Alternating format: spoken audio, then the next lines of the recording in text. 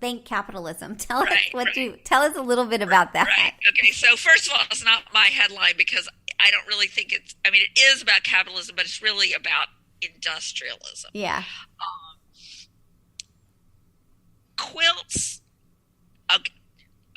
Quilting is not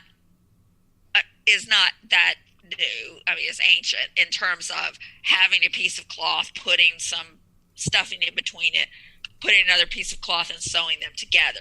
That's not new. But patchwork quilting, the sort of quilting that we think of when we think of quilting, is new. It's a post-industrial revolution phenomenon. So in case people don't know what post-industrial means, tell them what that means. Okay. It used to be that to make cloth, first somebody had to hand spin the thread, which takes a very long time. Yes. Even if you use a spinning wheel, which is much faster than earlier technologies. And then you have to weave the thread on a hand loom. It goes back and forth. And so that cloth was very expensive. It represented, whether you bought it in the marketplace or whether you made it yourself, it was very expensive in terms of the amount of labor that had to go into it. So, wages were low, but that's one reason wages were low, was that everything took a million years to do. So cloth was a very precious thing. And so one result of that was that if you were a rich person, you might have a kind of tailored garment like we think of when we think of, movies about Marie Antoinette or whatever. It's all, her bodice is fitting really tightly and she's got tight sleeves and it's been cut out in little pieces with extras left over. But before the late 18th century and the coming of mechanical production, first of thread and then looms that could make fabric very quickly, and then later on in the 19th century, synthetic dyes that could produce a lot of different colors, and copperplate printing technologies that could give you lots of colorful prints on your fabrics, also newspapers. Until all of that happened, you didn't have lots of little scraps of cloth that you might sew together into something beautiful. First of all, garments were generally for poorer people, were made of big pieces. And then because big pieces could be then recycled into other big pieces. So you might make a quilt, but if you've ever seen the Gee's Bend quilts. It's so funny. We're doing a huge thing here in New Orleans with Gee's Bend, and I think in December. Okay. Yeah. So the Gee's Bend quilts are very famous because they have this kind of modernist aesthetic to them. But if you know about the economics of quilting, you can look at those quilts and know the people who made them were very, very poor. Because they used every bit of the cloth. They have these big pieces of cloth that they're made of. And that's obviously these are post-industrial revolution quilts, but they are not quilts that are made by people who can afford to cut their cloth up into nice little geometric shapes that mean that some of the cloth goes in the trash. Right.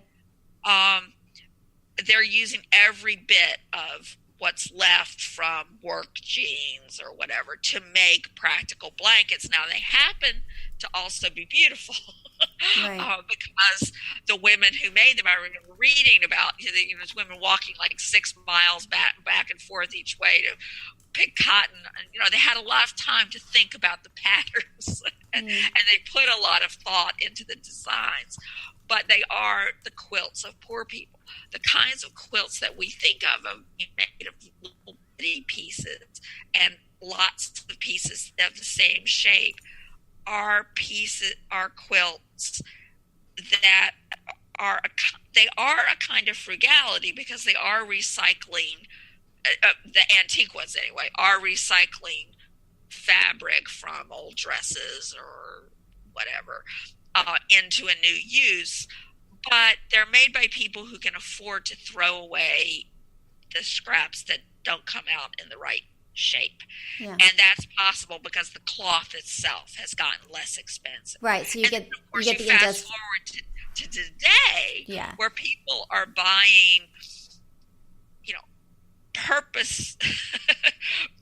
purpose-made quilting stacks of cloth, right, that have been cut already into handy sizes, even though they're going to cut them some more, and then matched up with colors and all of that. So it's very much a sort of market and capitalism and hugely hugely right, driven phenomenon. Yeah. And you get, so I belong to a bunch of Facebook groups right now for quilting as part of my research, and you get, kind of a backlash to the capitalism, where you get people saying, oh, I don't have that kind of money to go to a quilt shop and buy all of that stuff. And you get divisions between people who are like, well, I would never shop at Joann's, or I would never shop at Walmart for my fabric. It's just not as good. There's all these socioeconomic divides. Right. It's too good and it's not good enough. Exactly. Which is, again, capitalism. So, the only reason we have the fabric we do is because of the systems we have in place right now. So, whether it is the quilt shop and that's capitalism as well, right? Doesn't it differentiate? That's the whole point. What that is, I would say that is just the human instinct in any system, capitalist or not, for creating sort of status hierarchies. Interesting. Interesting. Or it's partly status hierarchy, and it's partly just tribes, So they don't necessarily have to line up vertically, but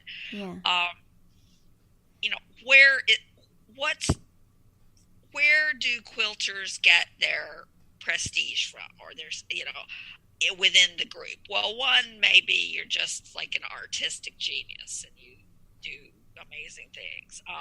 One might be, I don't know if such people exist, but there may be people who are just amazing at finding fabric in weird or unusual fabrics or things like that. Right. There may be people who, I don't know, just are really good at customizing to individuals or whatever. People have this way of wanting to achieve or surpass or compete, or partly it's competitive and partly it's just for its own sake. It depends on the individual how much it's about relative to other people and how much it's about what gives you personal satisfaction. Yeah, it's interesting, isn't it? The quilting world is so diverse. It's really remarkable. And what I think is so interesting, and why I liked the work that you did in the piece that you wrote on quilting, was that it's got this past. It's got the stuff we're talking about, these different layers of consumerism. It's still got community. It's, in a super hyper capitalist world, it's still community and charity quilting and love. And it's just this really interesting mixture of things. So it's been a surprise. The most famous quilt, I guess, is the AIDS quilt, which was, interesting on a lot of different, in a lot of different ways. One of which was sheer scale. Another was this idea of taking the notion of a quilt, the fact that people could make individual patches that were different from each other, but it could come together in this whole, which is a very interesting thing too. So I remember at the time people wanted, because it was crafty and comforting and all of that. Well, and it goes back to all you don't know anything about me, but I do a lot of work on culture of catastrophe and sort of how do people express themselves in catastrophe. And so I always saw that the AIDS quilt is this sort of like, these people will not be lost because they're memorialized on a quilt. But I finally saw some of it in person with my teenage child this summer in Chicago. And what struck me about it, and it was just a small bit of it, it wasn't a huge amount, was the variety. That it was people, it's incredibly sad, obviously, but some people who had intense skill or no skill, or like they painted and like, but the outpouring of creativity of like, how are we going to memorialize this person that we've lost, comes in every shape and size and is incredibly powerful. And that's what makes it incredibly beautiful, is like, it's not these, I mean, there is skill in some of them, like very impressive ones, but it was kind of remarkable because it's different in the pictures. Like when you're there and you see, like, you can see the glue, right? You can see, like, you know, it's really cool. It's just remarkable, you know? So, I don't know. So let me get back to my list. So tell me a little bit about the Textiles and Technology, or your Fabric of Civilization project. What are you doing with that project? So it's incredibly ambitious and crazy, but so what I'm doing, well, you read the article. So the article it sort of came from that. I wrote that article and people liked it, and I really liked doing it. And the article came out of just happening on a bunch of different scholarship in different fields that were related to textiles and technology. So before you go on, let's just, in case people, so I've read it, but others that were listening might not. So just sort of summarize what that article says so people can follow our conversation. So that article, basically the idea of that article is that, first of all, textiles are a technology themselves, and that they are closely related to many important technological developments throughout history. And as well, and that they're a technology that has shaped our world that we live in. And then another part of the article is we're on the cusp of a new wave of textile innovation. What I'm doing in the book is it like weaving, it sort of has a warp and a weft. Each chapter is taking a stage in the production or in the passage from fiber to purchased cloth. So it's only cloth. We're not sewing. It's so each chapter takes a stage, and then it also takes a theme, a big theme in human life. So, for example, the first chapter is about fiber. You know, where do we get cotton and wool and flax, and what do we know about their origins and their spread, and what's some important ramifications of them at different periods in history where things happened that were important in either in the development of textiles or in human development. You know, some of the issues about the spread of slavery in the United States and that sort of thing, how that was related to finding a cotton that would grow outside the tropics.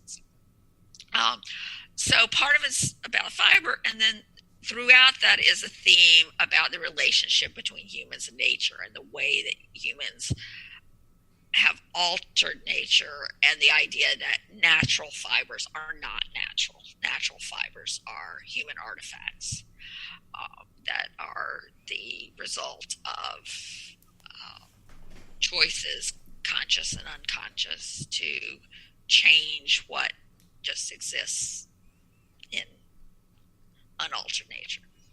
The second chapter, which I'm working on now, is about thread and about work, and sort of the idea of industry as labor.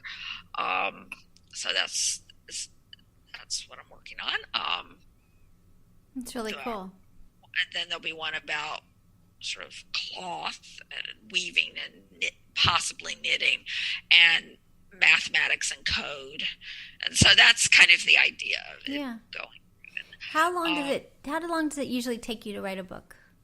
Too long. They feel the same way.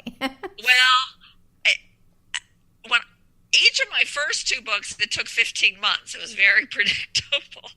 The Power of Glamour took 5 years. Only one of those years I had cancer. Oh. So maybe 4 years. this one I'm hoping will take about